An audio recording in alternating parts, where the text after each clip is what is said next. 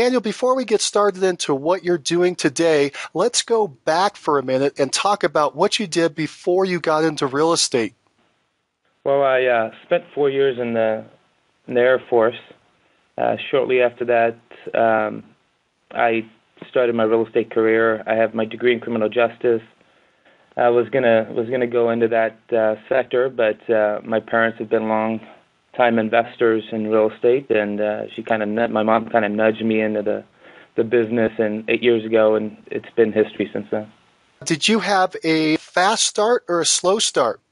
I had a fast start just because when I came back from the Air Force, it was sink or swim.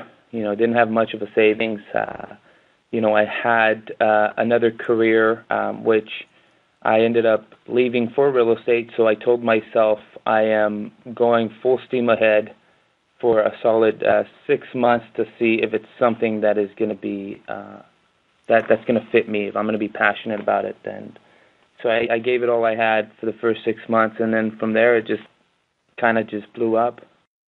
How are you generating leads in business? We deal mostly with referral business. It's very rare for me to take a client on that's not referred to me. Usually if it's a cold lead that comes in on, say, the internet or a signed call, whatever else we have out there, it usually shifts over to my buyer's agent, which is also my brother, Enrique, and he works with them. For the most part, we're referral business based. What percentage of your business do you think is referral? I would say anywhere from 65 to 75% of the business is referral. That's a big percent. Yeah, it is.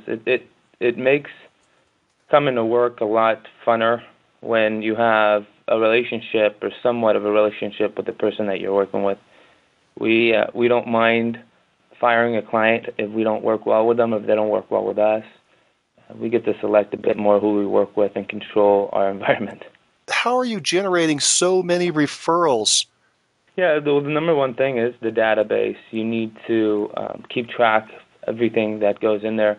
And we don't put anybody in the database. We need to have a good relationship with you or actually close a transaction with you. So when you're closing, 200 transactions a year, your database gets big fairly quick. What I tell my brother is I want to get a referral from at least 30% of our of our closed sales from the following year for the next year. So it tends to keep revolving the business over, and we keep track of them through a database software, it's called ACT, which is not the best software, but it works well for us. We could categorize clients to A clients, A clients being people that love to refer, B clients, people that wouldn't go out of the way to refer us, but are still great clients that we've done business with. We have a family and friend section. We have an investor section. And we also subcategorize clients by their transaction, whether we did a purchase, whether we did a sell, whether they bought an investment property, or whether they're a first-time buyer. So if I go in there and do a search of all the properties that we've closed, I could categorize them by date that we closed and kind of create a follow-up system from there.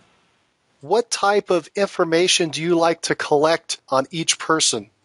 Well, you collect the simple stuff, contacts, whatever you end up collecting while you're working with them. Whenever you're working with somebody, it's very rare that you work with somebody for less than 60 days, whether you're buying a house or selling a property. So, with my conversations with my clients, or my assistant's conversations with my clients, or my brother's conversations with my clients, we tend to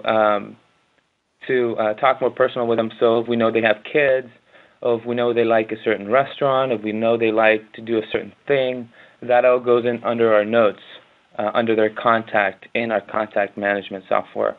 And we all have access to that contact management software through different technology systems that are out there, like logmein.com, or we could have access to all their files if they were closing through Dropbox or things like that. So we all have access to change that. or look into whatever, if they had a closing or whatnot, if we need to look up, how the transaction went, or if they had a home warranty or whatnot. We all track it on one system.